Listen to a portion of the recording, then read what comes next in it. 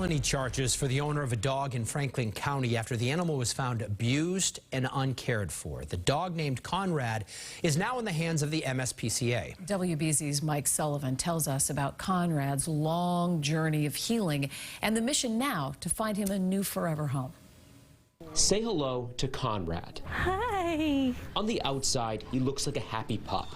Internally, his body's a mangled mess of bad memories. Physically, he was thin. He had bones that had been broken that had healed incorrectly without medical treatment, and had around 20 stones in his abdomen. That's how he was delivered to MSPCA Angel in Jamaica Plain. His injuries stem from possible beatings.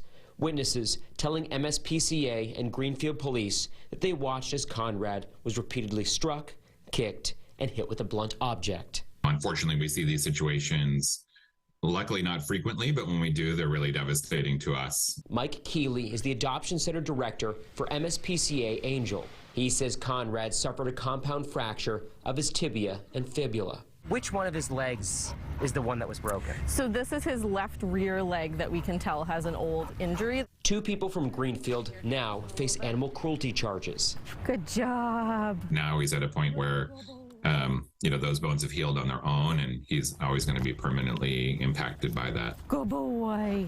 Currently, he can walk. He learned to do so despite the injury.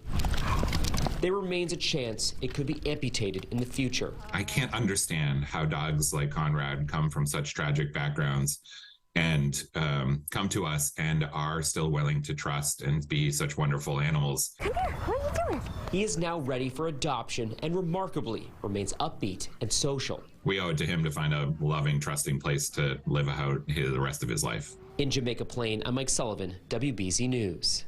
Wow, he deserves the best home ever.